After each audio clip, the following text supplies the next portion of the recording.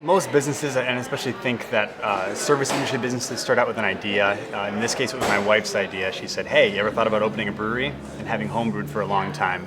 I said, "Yeah, most homebrewers dream of opening a brewery." So we relocated, quit our job, sold our home, took a dive, worked fast food, worked factory jobs during the transition, kind of doing whatever it takes to get the whole thing rolling. And that attitude of being willing to do whatever it takes is essential. Especially for a business that's focused on, again, a want and not a need. So you have to kind of set yourself up to get people to come spend money here when they don't have to. In 1978, my parents bought this business. My mother and my stepfather at the time, they were looking for a way to retire out of the shop that he worked in and move back to where he grew up, which is Hesperia. About 7 years later, they decided it was time for them to retire altogether. So that's where me and my brother Terry came into play. At the time, we bought the shop from my parents. We were pretty fortunate. We lived right where we're standing in this building here. We owned a house that was here, and our store was out front, like we mentioned, where the motel is.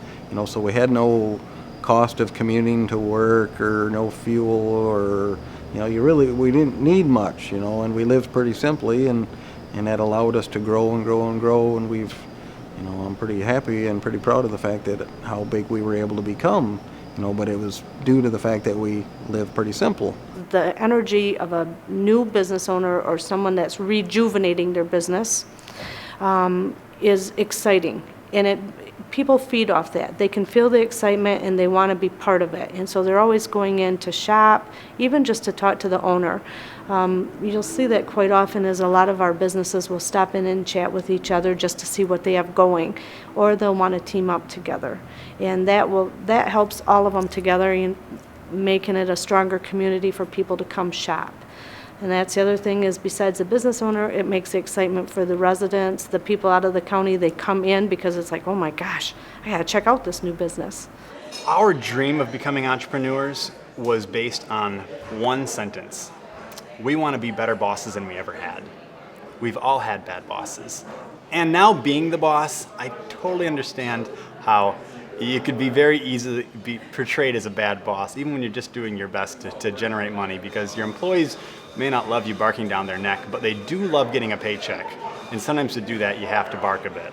I think a lot of people go into business thinking that after just a couple of years, they can kind of step back and let it run itself and just haul in the cash flow. Well, I'm too nervous to do that, and I think you need to have hands-on, so I kind of attribute a lot of that to our longevity here. We've been here over 30 years, like I mentioned, and we're still doing fine in this big business world. There is no black or white or no 10-step program to opening any business, but I would say the first step is to know your market and know if your product has a fit there. One thing that we did was visiting restaurants and breweries that were the similar size to what we were imagining opening, and doing that all over the place.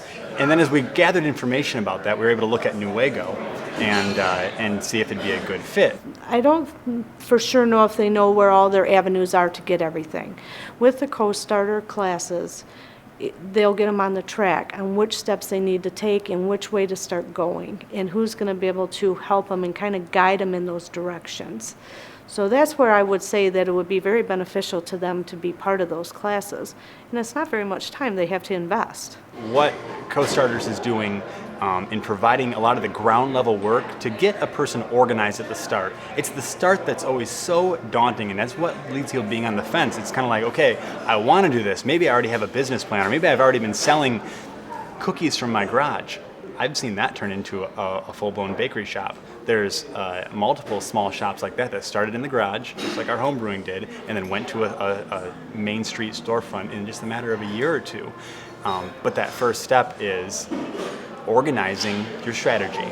I've sent a few people your direction for that co-starter class, because if they have their idea, they need to get it out there. That's what keeps our economy going, and we certainly like to have the new ideas from energy from people. So we want them here. We want them going. And I wish I was younger to do it myself.